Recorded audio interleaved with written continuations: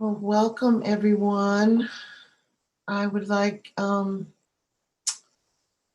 let's take a moment and just look around and let me see if I can easily have everybody, if you'd like, unmute yourself. Let me see. Okay, we can do that for a minute. Let's do that. If you want to unmute yourself and just say hello to others. Hi. Hi. Hi. Hello. Hello, Arden. Hello.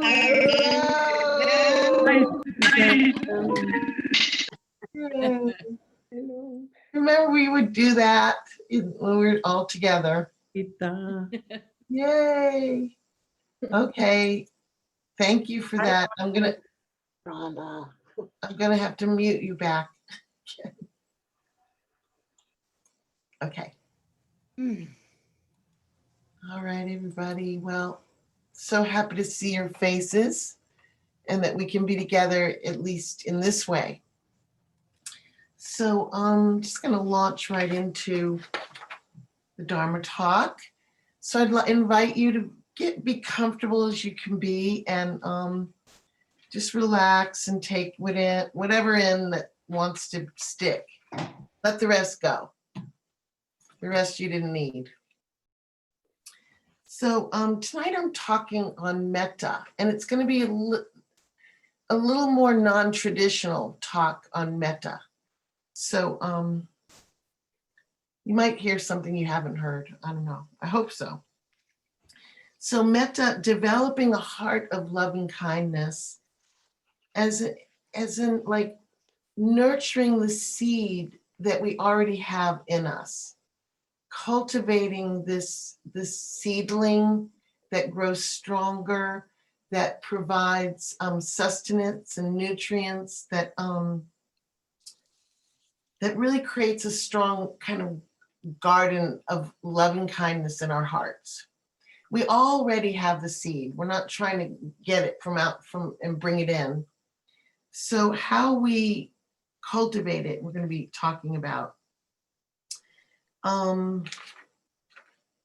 It's one of my favorite topics. So over the years of practice, I've come to know that it's essential, it's powerful, and it brings joy to our practice. So I just love to talk about Metta and share about Metta. Coupled with mindfulness, Metta is a powerful antidote to dukkha, to the challenges of life. Inherent in life is stress and challenges. And we're going to talk a little bit more about that. We're going to have a little refresher on dukkha. But it is a reality that life includes difficulties. And Metta gives us the strength and the courage to meet our suffering. Okay. It acts as a protection for us. So Metta steadies our heart and our minds so that we can respond to life's stresses versus being tossed about on the waves of life's storms, right? So I want to talk tonight about how Metta, loving kindness, and let me take a moment to offer that in this Western discourses, mind and heart can be used interchangeably. And many teachers like Jack Kornfield, Ram Dass, Ajahn Amaro have come to think about Metta and loving and mindfulness as loving awareness, that they really are kind of infused with one another in the practice. So you might think of mindfulness going forward as loving awareness. So it acts as a protection. It's also to be developed. We're going to talk about how Metta it's a mind state to be developed. It's not like a switch that we turn on when we need it. So it's cultivated. And the third we're going to talk about that the effects of metta are observable. We can see, is it working? We can observe. So it's a protection, it's to be developed, and it can be observed. So a quick review of dukkha. It underscores the importance of metta. So the first of the Four Noble Truths, the Buddha's cornerstone teaching, is the truth of suffering. The very first, it's inherent in life is dukkha. It's part of life. We and our loved ones become ill, both physically or mentally. We age. We can't avoid getting old. We can't avoid death. We can't avoid dying. We don't get often what we want. Often we get what we don't want. So I don't have to make that argument too strongly. We all kind of get that. Let me offer Philip Moffat's words from his book, Dancing with Life. He explains that the Buddha intended us to interpret suffering as an umbrella term whose true purpose is to invite you to reflect on the entire range of negative human emotional reactions. It's an umbrella term. He says the stress or unease that is dukkha, alienation, despair, uncertainty, lack of control, grief, frustration, fear, anger, longing, constitutes your mind and heart's resistance to life being simply as it is. Accepting the truth of dukkha as the way things are, we're set up to offer ourselves well-wishing. We may recite phrases for safety, for contentment, health, and to live with ease. Metta and mindfulness as loving awareness shores up our courage and steadiness. So it allows us to open our hearts, to feel safe, to go out into the world not so vulnerable, not so prone to take things personally and others, to steady ourselves and have a clear mind, which calms us so we can live with more clarity and calm in our interactions with others and ourselves. Metta is important in the cosmology. It's one of the three intentions on the Noble Eightfold Path in right intention. The second step of the path, right intention, includes renunciation, often thought of as generosity and integrity. It includes compassion, and it includes metta, loving kindness. So again, Philip Moffat. In Buddhist terms, practicing right intention means making a commitment to not cause suffering for yourself and others. You meet the world with compassion, loving kindness, generosity, and integrity. Your intention is the ground from which all volition arises and is the primary determinant of whether your actions will plant beneficial or harmful seeds. Okay? Loving kindness, intention, and action keeps us out of trouble. So it protects us and those that we meet up with. Metta is a mind state. Now I'm going to move toward, so from protection toward that it's something we develop. It's a mind state to be developed. How do we develop metta? Bhante Gunaratana writes in his book, Loving Kindness in Plain English, a wonderful book. We are, and he calls it loving friendliness, his translation. We are loving friendliness. Metta is the nature of the universe and the true nature of each of us.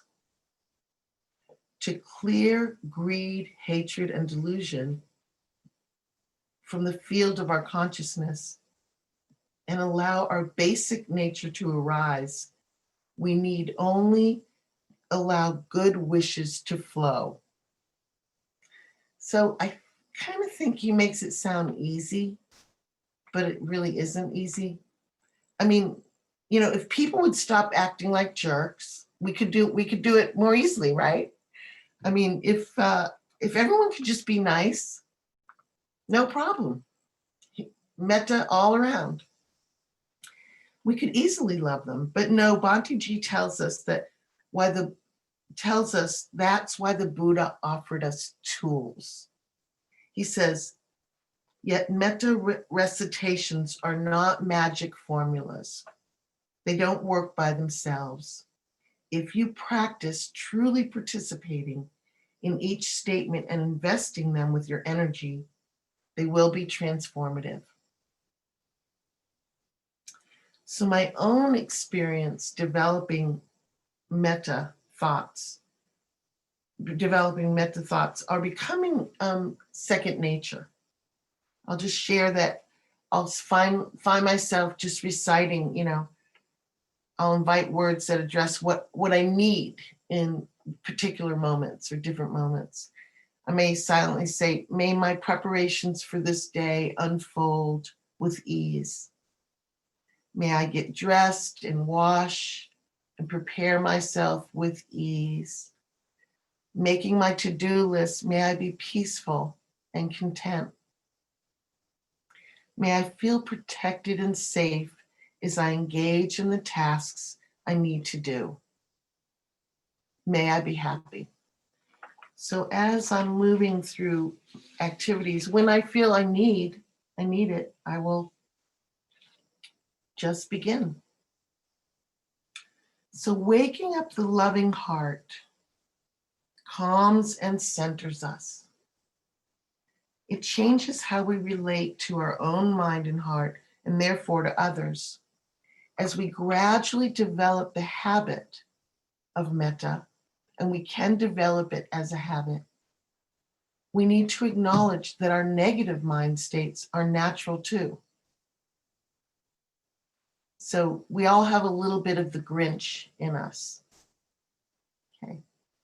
Holding feelings of negativity and meanness with patience, we learn to see our negative karmic patterns arise. If we can turn toward these feelings without hating them, we're learning to be kind.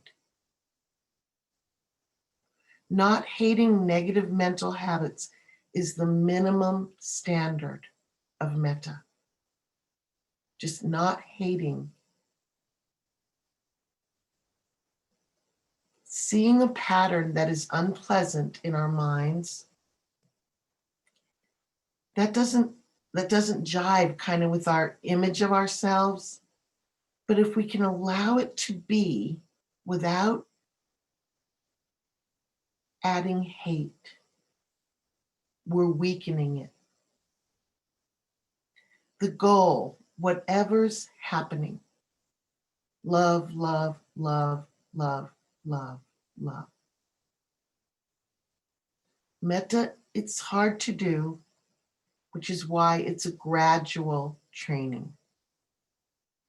Aya Khema writes in her book, Being Nobody, Going Nowhere. She says, this journey of cultivating loving kindness goes toward the ultimate destination, egolessness. Because the more loving kindness there is in the heart, the less ego. The more the ego diminishes, the more love can come from the heart.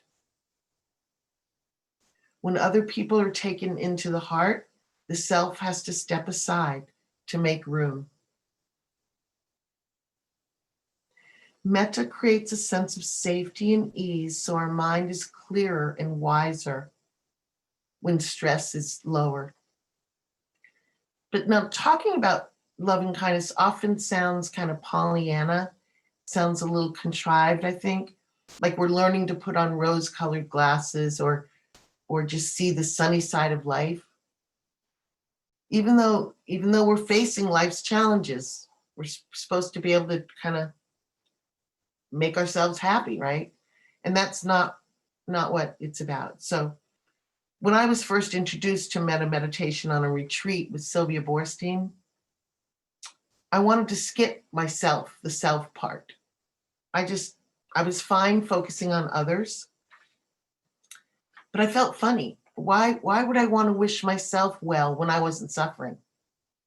Of course, I had plenty of stress and anxieties, but I wasn't seeing them then. I was fine.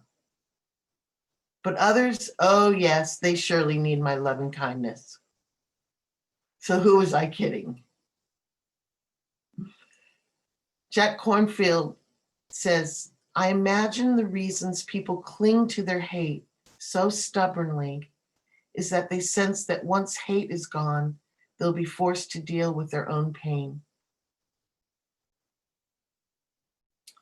Turns out that the more intimate we can be with even our ordinary stresses like disappointment, longing, fears, loneliness, the more connected we are to life and the happier we are. Also, so the more we see our suffering, the happier we are. Also, we can't give what we don't have.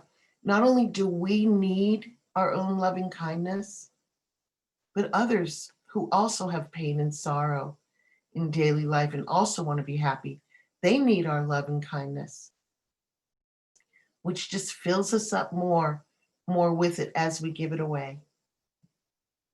So life is difficult for everyone and extremely difficult for some, especially now.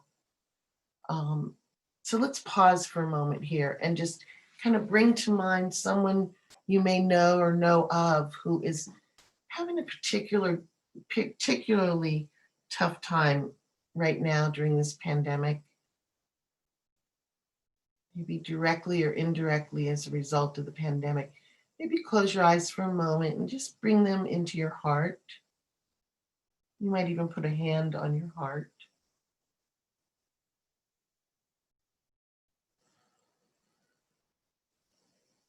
Just wishing them ease.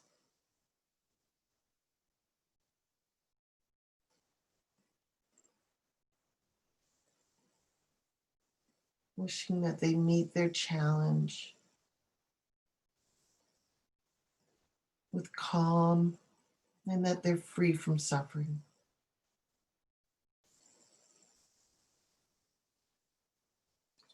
So if you're new, let's open our eyes. Thank you so much. If you're kind of new to it, if you're beginning, please put aside any ideas that you might have had, and if necessary, suspend any disbelief you might have. So we want to start very simply and get support. So you might listen to guided meditations on practicing metta. Traditionally, we practice first with the self, then with our benefactor, then a neutral person, and then a difficult person, and then all beings. So there are wonderful books by Sharon Salzberg, Sylvia Boorstein, Bhante Gunaratana, and many others that really will help you with phrases if you need that help.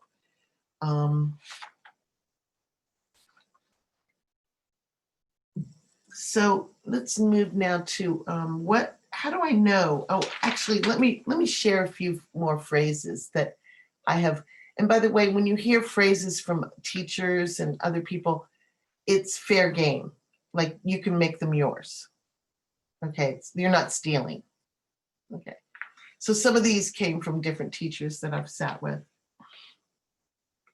May I love my life completely, just as it is right now. May I ride the waves of my life and live in peace, no matter what I'm given. May I have mental happiness.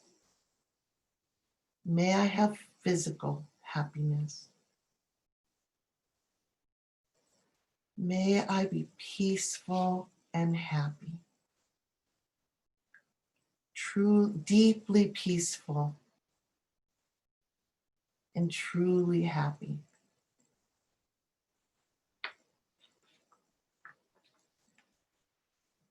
So, how do I know if it's working? What are the signs that it's having an effect on my life? Well, Metta strengthens your presence, your sense of awareness. So, sitting down, aware of my body, sitting, taking a deep breath, I pause to wish myself well, that I may be safe, content, and peaceful, and that I may be healthy in my body and mind and live with ease.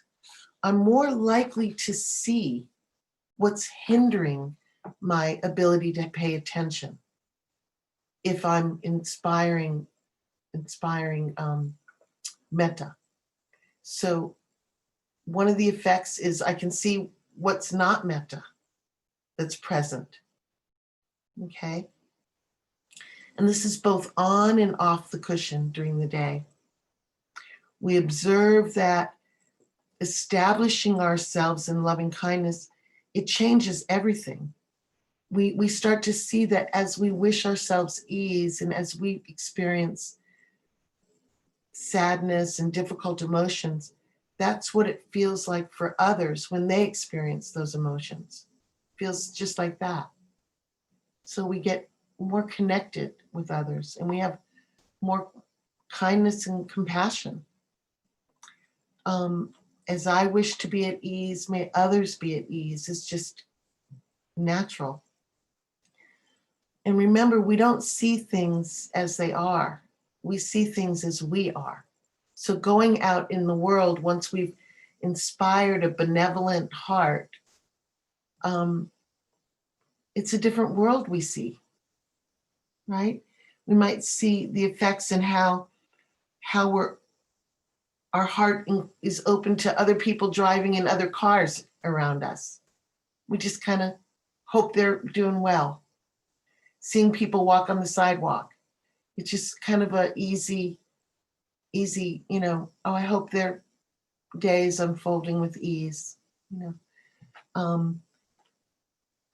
We can't give what we don't have. So as we inspire it, it just kind of flows out over. So we might notice when we're reading the news or getting in the news that we have compassion and we want to have love and kindness for people that we know of. We might not know them, strangers who are having real difficulty, especially these days, but always. So how we respond to others and how it feels in us to be a more kind and loving person. It feels good. It feels good to help. It feels good to offer. It feels good to be generous. So these are some of the things we might notice in the world and in our lives. So, and it turns out that How the Grinch Stole Christmas is a book about metta. Who knew? So you remember that the Grinch hated Christmas. I'm going to share a little. Oh, by the way, one of my very favorite Dharma teachers, Dr. Seuss.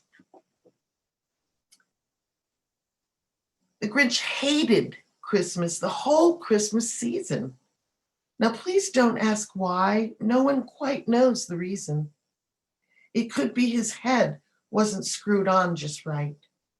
It could be, perhaps, that his shoes were too tight.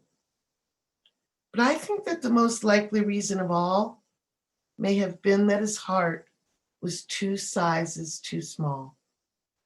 And of course, you know, as it goes on, that he tries to squash Christmas and eliminate it and everything he can do to stop it. And then he hears singing. Remember, he hears the singing after he's stolen all the gifts and taken away all the ribbons and bells. And the Grinch, with his Grinch feet ice cold in the snow, stood puzzling and puzzling. How could it be so? It came without ribbons. It came without tags. It came without packages, boxes, or bags. And he puzzled 3 hours till his puzzler was sore. Then the Grinch thought of something he hadn't before. Maybe Christmas, he thought, doesn't come from a store. Maybe Christmas, perhaps, means a little bit more. And what happened then? Well, in Whoville, they say that the Grinch's small heart grew 3 sizes that day. May you each be well. May you be at ease. May you ride the waves of your lives and live in peace no matter what you're given. Blessings, everybody. Thank you so much for your attention. And let's be reminded that we can use the raise your hand function for the Q&A. And I'll do my best to offer. Okay. Let's see. I don't understand. Ardith, Alan, let me see. Please let me join. I don't know. Are you in, Ardith?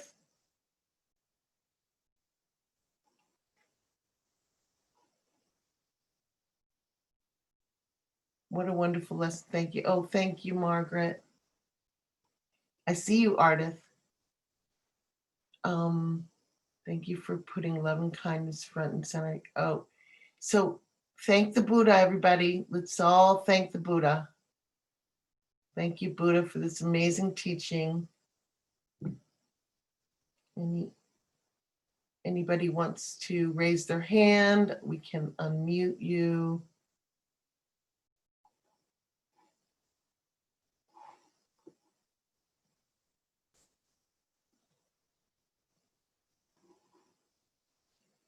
Let's see. Okay, Susan Knight. Okay, asked to unmute. Can you unmute yourself? Yes. Yay. Hi. Hi, Susan. Thank you, Debbie. That was such a beautiful talk. Oh, I really appreciated it. A lot to think about there. And it made me think about paradox, because some of the things you were saying were really counterintuitive of what you would think. And the first one was when you said that you are, we would be less vulnerable if we had more metta. mm-hmm. So that having metta allows you to be less vulnerable. Yeah. And I've been feeling like being more vulnerable was a good thing. I guess I've become aware of my defensiveness. As you talked on, I realized that's more about ego. You know, like I think I have found it, I have been reluctant to show my vulnerability because I want to look like I have my act together. And so I thought that was really interesting when so I think you're talking about like the right kind of invulnerability, with the real sense of we all suffer, I suffer, you suffer. And so it's like an even playing ground. We're not in competition. So that was a really good aha for me. And then the other one was when you said, the more you're aware of your suffering, the happier you'll be. Yeah. I was like, wow, that's Yeah. that's That's pretty. Chris. That's good. Yeah. Well, thank you so much. Those are, yeah. We're inherently vulnerable and inherently sensitive. So when we can be strengthened by metta, by our deep connection, being our own best friend, we're less, I guess we're less open to being hurt. We can be vulnerable, Uh-huh. which is really how we are. Yeah. Thank you Yeah. for that. Thank you. That's great. It's kind of like it has to go full circle, but yeah, thank you. Thank you. Okay. There was another hand, which I don't see now. I thought there was another hand up. Anybody else? Let me see. Any other chat?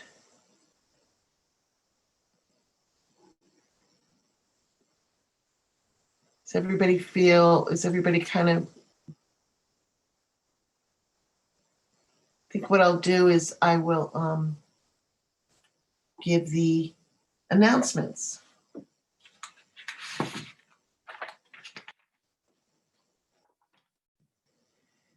So of course, here we go again. You're going to be hearing these weekly for a while here. That the annual Sangha survey is available online. We really appreciate it if you will go on the website and give us feedback. Your feedback's very valuable to us. Joy's retreat on January 9th. I just want to really inspire you if I can. Retreats are so helpful. They are, they really help us go deeper and strengthen our practice so much. Joy is a extremely deep teacher and experienced teacher. Her retreat is on January 9th. You can sign up now. You'll be Zooming from your home. She will be giving you instructions on how to set up your day at home so that you can really have a retreat. So please take a good look at that. Thank you, Joy, for offering that. Aya Sudama is going to be with us, our local monastic. She'll be here on January 13th. That evening, all the dana will be given to Aya and her vihara, which means dwelling. The annual Sangha meeting is January 27th, the end of January. So that'll be coming up, just FYI. So February 4th, the winter book discussion group that is going to be led by Joy as well, The Wisdom of Monastic Women. You can go online and sign up for that. I assume that you don't have to be a woman to sign up for it. And anyhow, we have a spring series coming up. I don't know that we'll mention it every week because it's not for a couple months, but we've decided on the 3 factors of existence. So it'll start the second week in February and go for 4 weeks. Just want to remind you that at 7:00 every Wednesday night, we have instructions. And if people aren't there who need instructions, we can talk the Dhamma. If you want refresher of your meditation practice, it's a good thing to come to. If you just want to connect with the Dharma teacher and talk about meditation, please consider that. Of course, if there's brand new people, it'll be basic meditation instructions. So the first Wednesday of each month is the practice discussion group. Want to remind you of that. It isn't for a little while, but that is an invitation to everyone with the practice. It's a really good thing to connect with others. and a Dharma teacher about practice. Check out our website for upcoming events and other the details of everything. Remember that we meet all Wednesdays during the holiday season, regardless of the days that the holidays fall on. We will be meeting every Wednesday, okay? Any non-IMCC meditation related instructions. So please, you can chat in or raise your hand on chat if there is. And thank you to the volunteers who made this possible. That all of these talks every week are on YouTube. I don't do that. The Dharma teachers don't do that. So there's all kinds of ways that we are served by our Sangha volunteers. So thank you so much. And of course, ongoing online donations in terms of dana toward the Sangha are very welcome. We still are paying rent. We still have expenses, and we would welcome if you're able.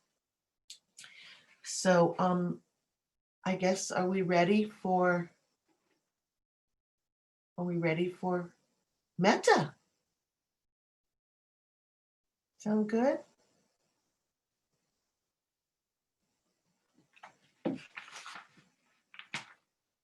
So everybody, as an act, your first act of loving kindness toward yourself, just wiggle around a little. Make sure that you couldn't be even a little bit more comfortable. Maybe take off your glasses if you wear them. And just begin to let your muscles drape on your bones. Let your eyes gently close, your jaw soften. All of these actions are metta, are loving kindness toward yourself. So let's review some of the other kindnesses we've done for ourselves, the way we've cared for ourselves today. Bring to mind some of the ways that you cared for yourself today.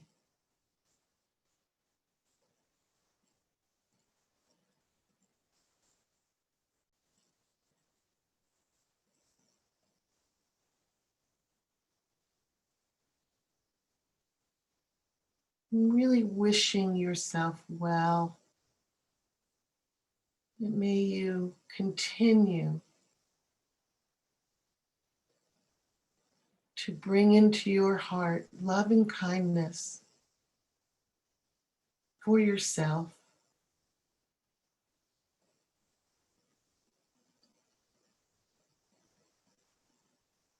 And adopting this practice into your day, throughout your day, moments of wishing yourself well and ease, that you may feel safe,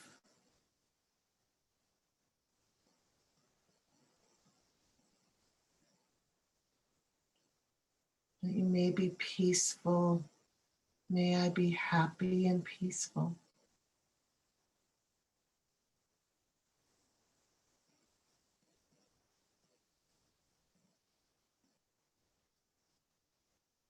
May I be as healthy and strong as I can be.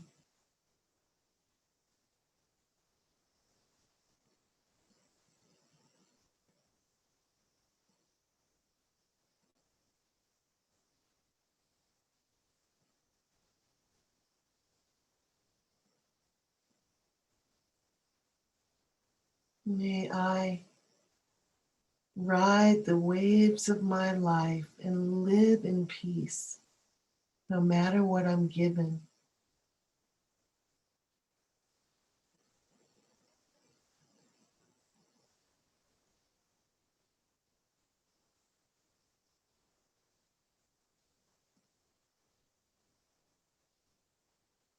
May I be free,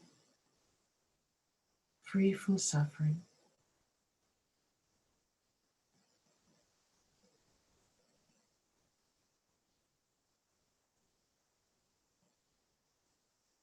Bringing into your heart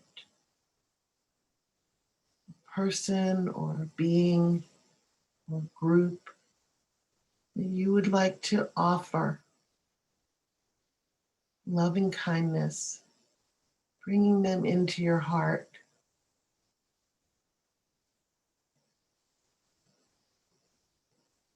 May you care for yourself lovingly.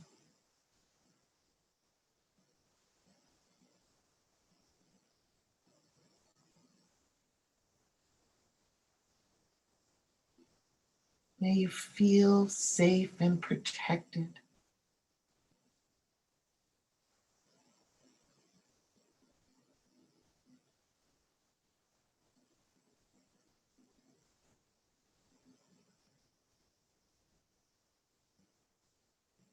May you ride the waves of your life and live in peace no matter what you're given.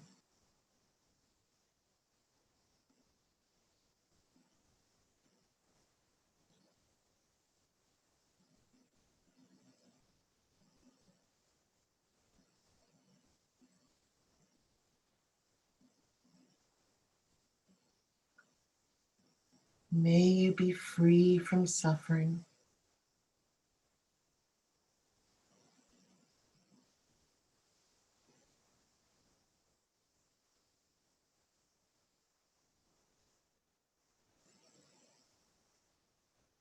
And opening our hearts to all beings everywhere, just like us, all beings want to be happy and free from suffering.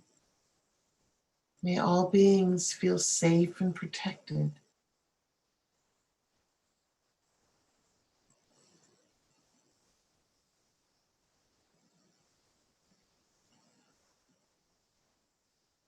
May all beings care for themselves with loving kindness.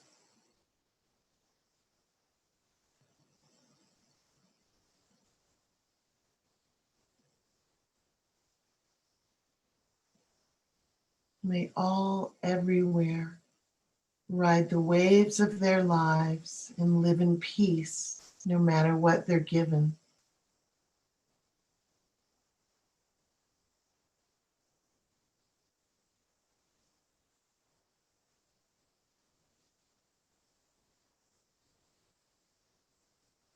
May all beings be happy and be free from suffering.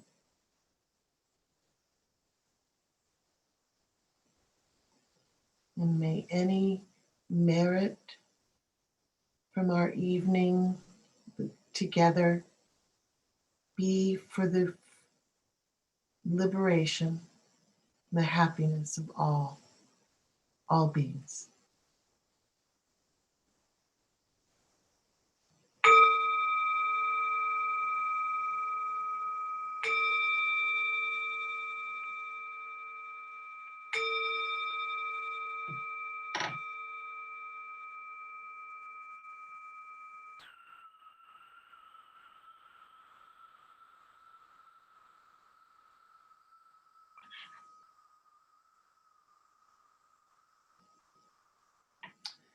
So looks like it's right on 8:45. So I'm just thinking that we could, if anybody wants to just unmute and say goodbye, or say hello and goodbye. Let me see. I'm gonna let you wow everybody. Oh, good. Bye. Bye. Bye. Bye-bye. Everybody, please be well. Take good care of your sweet selves. Bye. Love yourself and others. Hi, everyone. Bye. Thank you, Debbie. Thank Good you. seeing you all. Bye-bye. Thank you all. Bye. Bye. Thank you for being here. Have a good evening. You too. Thank you. Thanks, Danny. Bye, everybody.